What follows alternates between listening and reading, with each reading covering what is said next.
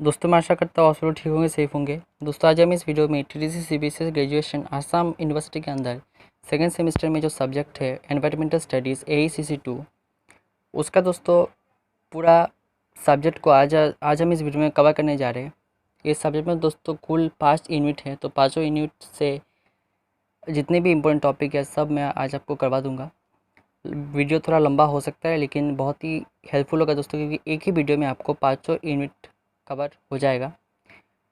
दोस्तों इस वीडियो को बनाने से पहले मैंने ऑलरेडी पाँचों यूनिट को अलग अलग डिस्क्राइब किया हुआ है, जहाँ पे मैंने 5 वीडियो बनाया है, तो उन पाँचों वीडियो को देख सकते हैं जहाँ पे मैंने पाँचों यूनिट को सेपरेटली डिस्क्राइब किया हुआ है। लेकिन आज हम इस वीडियो में पाँचों यूनिट को एक साथ कवर करेंगे और मैं जो भी बोलूँगा दोस्तों आपको नोट करना है, क्योंकि मैं इंपॉर्टेंट टॉपिक के साथ उनका आंसर भी बताऊँगा, तो जो आंसर मैं बताऊँगा आपको नोट करके रखना है। तो चलिए दोस्तों वीडियो को स्टार्ट करते हैं। वीडियो को स्टार्ट करने से पहले प्लीज़ सब्सक्राइब कीजिए, उसका बेल आइकन को प्रेस करके और क्वेश्चन क्लिक कीजिए। Thank you so much. Video start करते हैं, लेट्स बिगिन। दोस्तों ये सब्जेक्ट एनवायरमेंटल स्टडीज़ का जो यूनिट 1 है, इसका नाम है introduction to environmental studies and ecosystem. ये दोस्तों यूनिट 1 का नाम है। यूनिट 1 में से जो सबसे पहला इंपॉर्टेंट क्वेश्चन आता है वो है definition, scope, importance of environmental studies. Environmental studies का क्या डेफिनेशन है, क्या स्कोप है और क्या इंपॉर्टेंस है। सबसे पहले दोस्तों जो डेफिनेशन है वो है study about the environment and the study of human interaction with environment. Environment को लेकर जो स्टडी है और एनवायरनमेंट के साथ जो ह्यूमन इंटरेक्शन का जो स्टडी है उसे हम कहते हैं एनवायरमेंटल स्टडीज़। ये दोस्तों डेफिनेशन है। अगर हम स्कोप की बात करें तो स्कोप का मूल 3 स्कोप है। सबसे पहला आता है इकोलॉजिकल बैलेंस, उसके बाद आता है रिसर्च और दूसरा आता है पॉपुलेशन। ये 3 दोस्तों एनवायरमेंटल स्टडीज़ का स्कोप है। मैं जो भी बोलूँगा आपको नोट करके रखना है, जो भी आंसर मैं बोलूँगा आपको नोट करके रखना है, तो आप नोट कीजिएगा।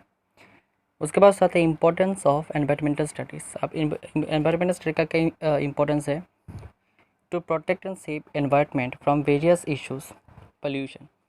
एनवायरमेंटल स्टडीज़ का तो इम्पोर्टेंस यही है कि एनवायरमेंटल स्टडीज़ के द्वारा हम कैसे एनवायरनमेंट को सेव करना है, कैसे एनवायरनमेंट को प्रोटेक्ट करना है वेरियस पोल्यूशन इश्यूज़ से, वो हम जान सकते हैं। तो ये है इम्पोर्टेंस। सेकंड दोस्तों जो इम्पोर्टेंट टॉपिक या फिर क्वेश्चन आता है इस यूनिट से वो है कंसेप्ट ऑफ इकोसिस्टम। अब दोस्तों इकोसिस्टम का कुछ इंपॉर्टेंट कंसेप्ट है। सबसे पहले आता है प्रोड्यूसर। प्रोड्यूसर का मतलब दोस्तों organism who make their own food. Producer का मतलब है organism who make their own food. Organism जो खुद का खाना खुद बना सकता है उसे हम कहते हैं प्रोड्यूसर। जैसे दोस्तों ग्रीन प्लांट, जो ग्रीन प्लांट है वो फोटोसिंथेसिस प्रोसेस के द्वारा अपना खुद का खाना खुद बना सकता है, तो इसे हम कहते हैं प्रोड्यूसर। एकमात्र ग्रीन प्लांट ही होता है जो खुद का खाना खुद बना सकता है, तो इसे हम कहते हैं प्रोड्यूसर। दूसरा जो कंसेप्ट है वो है कंज्यूमर। अब कंज्यूमर का मतलब क्या है, animal human who depend on other for food.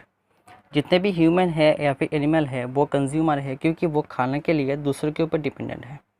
जैसे दोस्तों ग्रीन प्लांट अपनी खुद का खाना खुद बना सकते, उसी तरह हम खुद का खाना खुद नहीं बना सकते, हमें खाने के लिए दूसरों के ऊपर डिपेंड करना पड़ता है।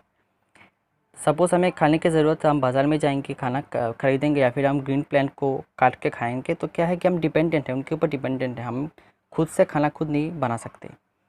तो एनिमल ह्यूमन जो खुद का खाना खुद नहीं बना सकते, खाने के लिए दूसरे के ऊपर डिपेंडेंट है, उसे हम कहते हैं कंज्यूमर। तीसरा से जो कंसेप्ट है वो है डिकम्पोजर। डिकम्पोजर का मतलब है organism who feed dead animal and plant. जो ऑर्गेनिज्म डेड एनिमल और प्लांट को खाते हैं उसे हम कहते हैं डिकम्पोजर। डिकम्पोजर दोस्तों वो ऑर्गेनिज्म है जो प्लांट और एनिमल के मृत्यु के बाद उनको खाते हैं, तो उसे हम कहते हैं डिकम्पोजर। उसके बाद जो कंसेप्ट आता है वो है फूड चेन। फूड चेन का मतलब है series of organism in which each organism feeds on other. दोस्तों फूड चेन का मतलब है ये ऑर्गेनिज्म का एक सीरीज़ होता है जहाँ पर एक ऑर्गेनिज्म दूसरे ऑर्गेनिज्म को खाता है। अगर हम एग्जांपल की बात करें तो जैसे आ गया प्लांट डियर लायन। प्लांट को डियर खाएगा, डियर को लायन खाएगा।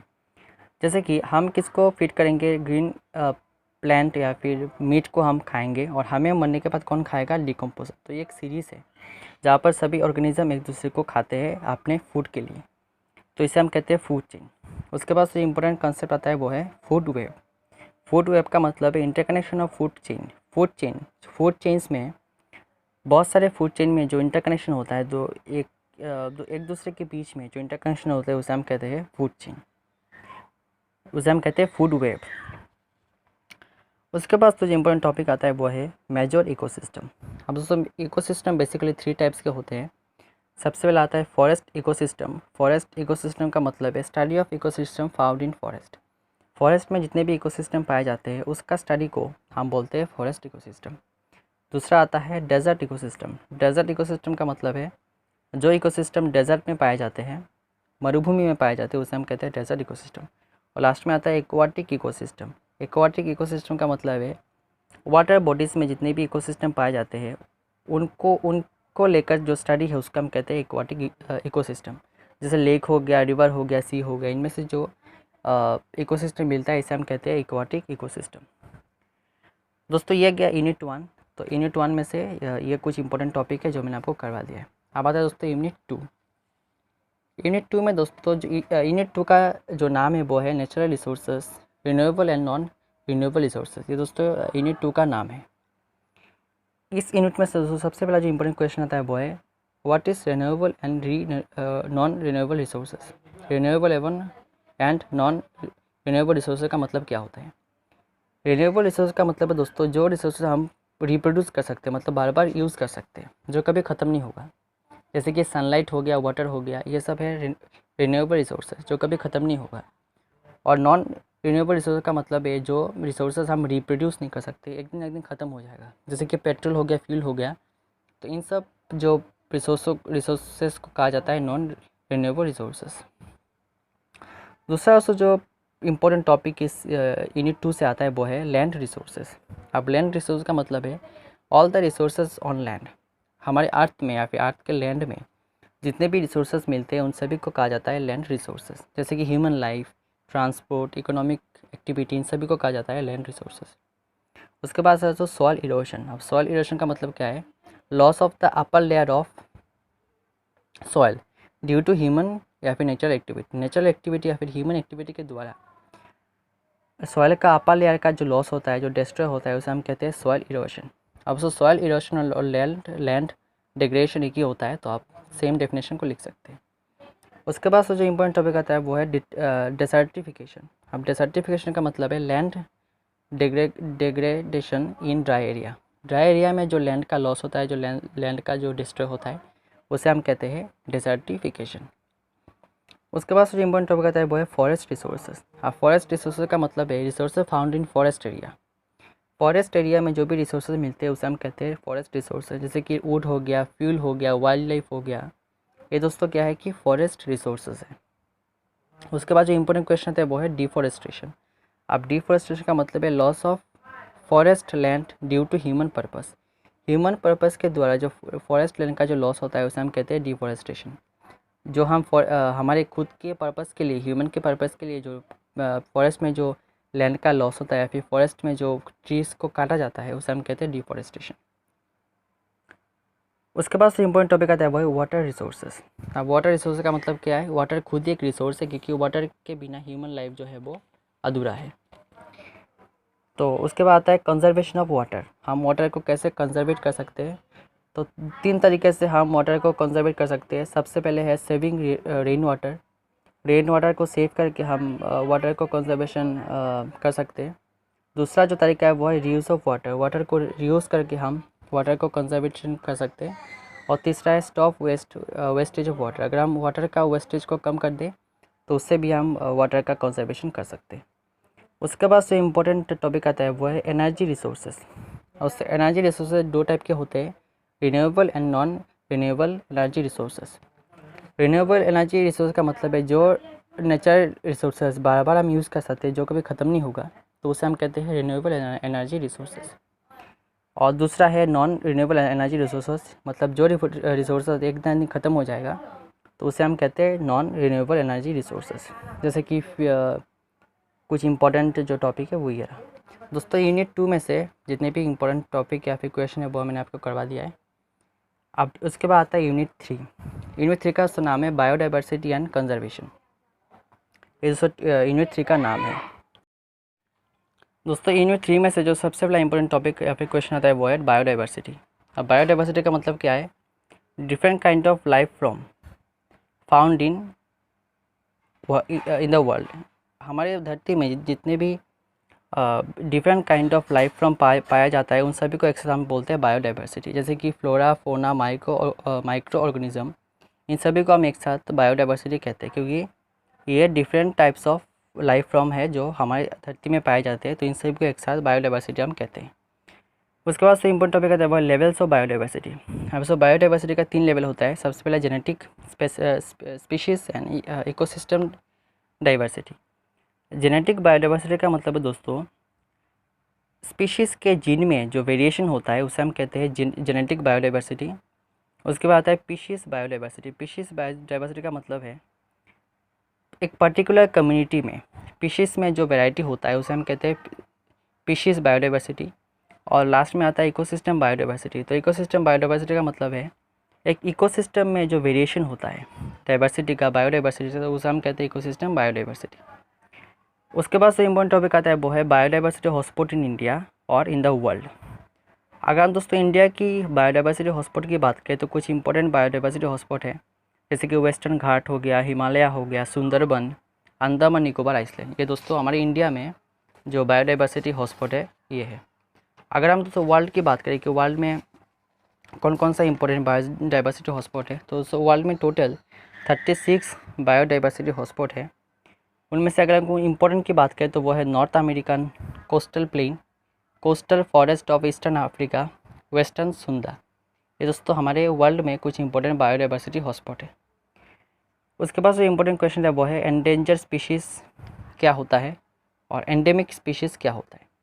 एंडेंजर स्पीशीज़ का मतलब दोस्तों जो स्पीशीज़ आने वाले समय में ख़त्म होने की संभावना है उसे हम कहते हैं एंडेंजर स्पीशीज़। जैसे कि ब्लैक बक हो गया, इंडियन राइनो हो गया, ये एंडेंजर स्पीशीज़ है क्योंकि ये आने वाले समय में इनकी जो प्रजाति है शायद ख़त्म हो सकता है, तो ये है एंडेंजर स्पीशीज़।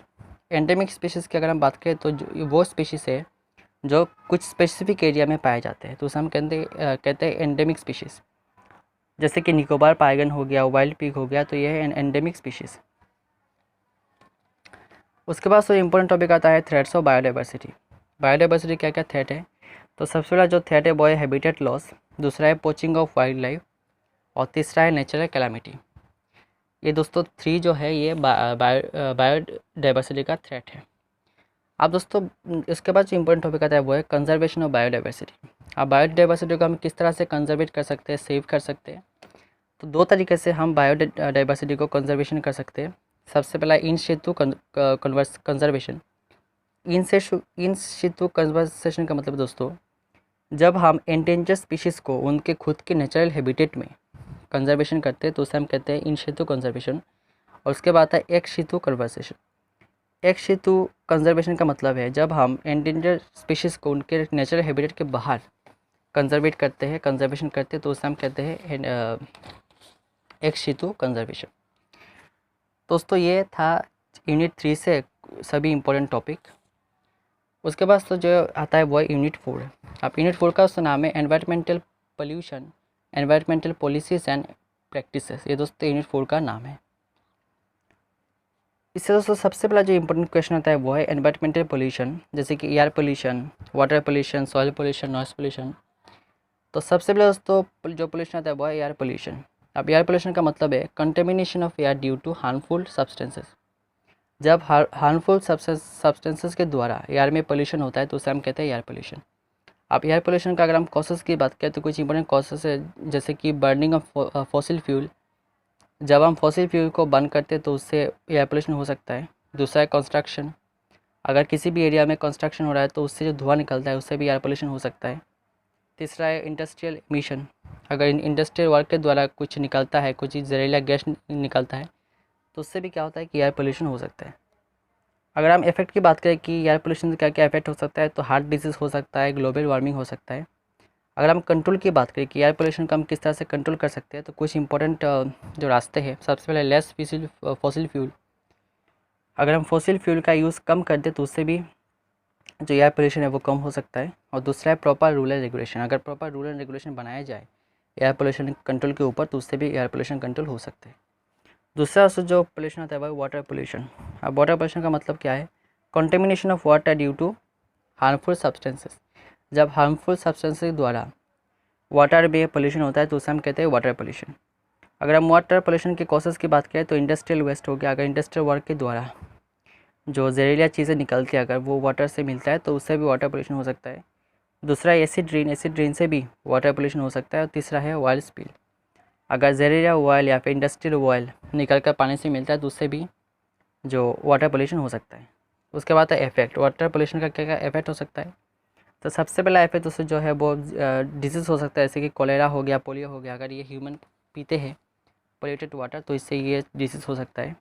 दूसरा loss of portable water, portable water का भी लॉस हो सकता है। उसके बाद कंट्रोल की अगर हम बात करें तो किस तरह से वाटर पोल्यूशन को हम कंट्रोल कर सकते हैं, तो बॉइलिंग वाटर, अगर हम वाटर को खाने से पहले बॉयल करें तो उससे भी कंट्रोल कर सकते हैं।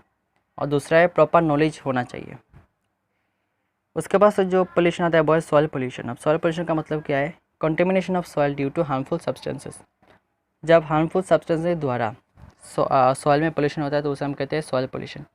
अगर हम सॉइल पोल्यूशन के कारण की बात करें कि क्या क्या कॉजेज़ हैं, तो सबसे पहले एक्सेसिव यूज़ ऑफ पेस्टिसाइड्स। अगर हम पेस्टिसाइड्स का ज़्यादा यूज़ करें तो उससे भी सॉइल पोल्यूशन हो सकता है। और दूसरा है एस्टेब्लिशमेंट ऑफ इंफ्रास्ट्रक्चर। अगर हम किसी भी एरिया में रेल रोड बन रहा है, इंफ्रास्ट्रक्चर बन रहा है, तो उससे भी उस पर्टिकुलर एरिया का सॉइल पोल्यूशन हो सकता है। अगर हम इफेक्ट की बात करें कि सॉइल पोल्यूशन का क्या क्या इफेक्ट हो सकता है, तो स्किन डिजीज़ हो सकता है, लॉस ऑफ बायोडाइवर्सिटी हो सकता है। अगर हम कंट्रोल की बात करें कि किस तरह से सॉइल पोल्यूशन कंट्रोल हो सकता है, तो यूज़ ऑफ बायो फर्टिलाइज़र। अगर हम बायो फर्टिलाइज़र यूज़ करें तो उससे भी सॉइल पोल्यूशन कंट्रोल हो सकता है। और दूसरा है स्प्रेड ऑफ अवेयरनेस। अगर हम अवेयरनेस को स्प्रेड करें तो उससे भी सॉइल पोल्यूशन कंट्रोल हो सकता है। लास्ट दोस्तों जो इंपॉर्टेंट पोल्यूशन आता है वो है नॉइस पोल्यूशन। अब नॉइस पोल्यूशन का मतलब क्या है? Loud noise which is harmful to human ear. Human ear के लिए, फिर ह्यूमन कानों के लिए जो लाउड नॉइस हार्मफुल है उसे हम कहते हैं नॉइस पोल्यूशन। अगर हम कॉसेज़ की बात करें कि कौन कौन के कॉसेज़ होते हैं नॉइस पोल्यूशन के, तो नेचुरल कॉसेज़ की बात करें तो ठंडर के द्वारा नॉइस पोल्यूशन होता है। और मैन मेड की बात करें तो लाउड स्पीकर हो गया, सायरन हो गया, फायर क्रैकर, इनसे भी नॉइस पोल्यूशन हो सकता है। अगर हम इफेक्ट की बात करें कि नॉइस पोल्यूशन का क्या इफेक्ट है, तो लॉस ऑफ हेयरिंग हो सकता है, हमारा जो सुनने का क्षमता वो कम हो सकता है, मेंटल स्ट्रेस हो सकता है, वायलेंस हो सकता है। अगर हम कंट्रोल की बात करें किस तरह से हम नॉइस पोल्यूशन को कंट्रोल कर सकते हैं, तो प्रॉपर पॉलिसी होना चाहिए नॉइस पोल्यूशन कंट्रोल करने के लिए।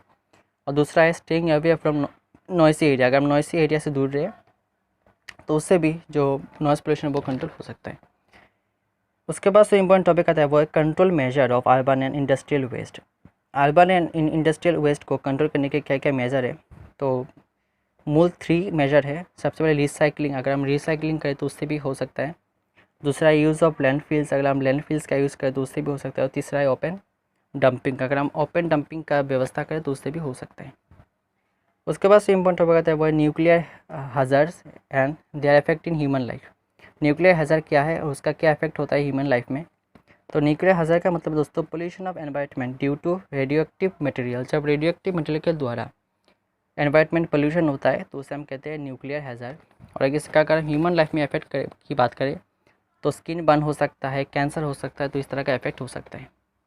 उसके बाद तो कुछ इंपॉर्टेंट टॉपिक आता है जैसे कि क्लाइमेट चेंज हो गया, ग्लोबल वार्मिंग हो गया, ओजोन लेयर डिप्लेशन हो गया, एसिड रेन हो गया। अगर हम दोस्तों क्लाइमेट चेंज की बात करें तो क्लाइमेट चेंज का मतलब है change of temperature and weather pattern.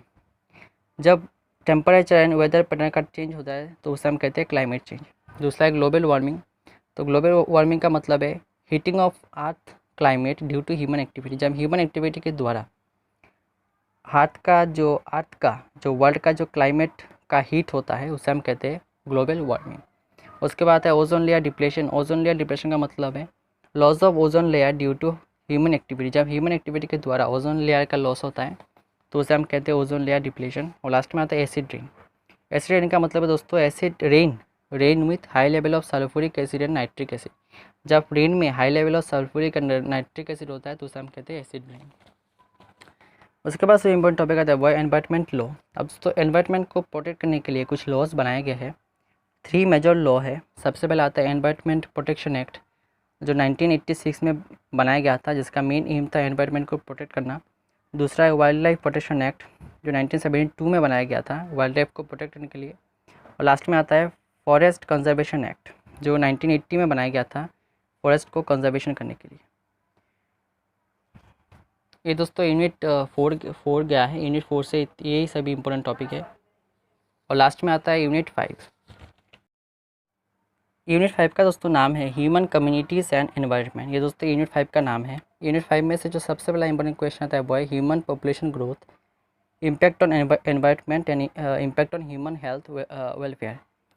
Human population जिस तरह से ग्रो कर रहा है उससे एनवायरनमेंट पे क्या इफेक्ट होता है दोस्तों। एनवायरनमेंट में बहुत इफेक्ट होता है। सबसे पहला तो पॉपुलेशन पोल्यूशन होता है एनवायरनमेंट में। दूसरा है डिफॉरेस्टेशन होता है, क्योंकि जिस तरह से पॉपुलेशन बढ़ रहा है उसको सेटलमेंट करने के लिए भी लोग क्या कर रहे हैं कि फॉरेस्ट को काट रहे हैं। और तीसरा क्लाइमेट चेंज हो सकता है, ग्लोबल वार्मिंग भी हो रहा है। अगर हम ह्यूमन हेल्थ में या फिर वेलफेयर में बात करें तो डेफिनेटली बात है, जो पॉपुलेशन बढ़ रहा है, जो ग्लोबल वार्मिंग बढ़ रहा है, जो क्लाइमेट चेंज हो रहा है, उससे भी ह्यूमन हेल्थ और वेलफेयर को भी इम्पेक्ट कर रहा है बैडली। दूसरा जो इम्पोर्टेंट टॉपिक आता है वो आपका डिजास्टर मैनेजमेंट। डिजास्टर मैनेजमेंट का मतलब है stepwise to manage natural disaster. जब नेचुरल डिजास्टर को मैनेज करने के लिए गवर्नमेंट के द्वारा स्टेप या फिर वेज को बनाया जाता है तो उसे हम कहते हैं डिजास्टर मैनेजमेंट। नेचुरल डिजास्टर की अगर हम बात करें तो फ्लड हो गया, अर्थक्वेक हो गया, साइक्लोन हो गया, लैंडस्लाइड हो गया, ये दोस्तों नेचुरल डिजास्टर है। अब दोस्तों गवर्नमेंट के तरफ से कुछ इंपॉर्टेंट स्टेप लिए गए हैं डिजास्टर को मैनेज करने के लिए। सबसे पहले आता है डिजास्टर मैनेजमेंट एक्ट 2005 में बनाया गया था डिजास्टर को मैनेज करने के लिए। उसके बाद जो इंपॉर्टेंट क्वेश्चन आता है वो है एनवायरनमेंट मूवमेंट। अब दोस्तों एनवायरनमेंट को बचाने के लिए कुछ मूवमेंट भी हुआ है। सबसे पहले आता है चिपको मूवमेंट जो 1973 में हुआ था, जिसका एम था ट्रीज़ को प्रोटेक्ट करना। उसके बाद साइलेंट वैली मूवमेंट जो 73 में हुआ था 1972 में, और 1973 में जिसका एम था साइलेंट वैली एवरग्रीन फॉरेस्ट को बचाना। और लास्ट आता है बिश्नोई मूवमेंट, ये दोस्तों 70 में हुआ था 1970 में, जो इंडिया का फर्स्ट एनवायरनमेंट मूवमेंट था जिसका एम था ट्रीज़ को बचाना।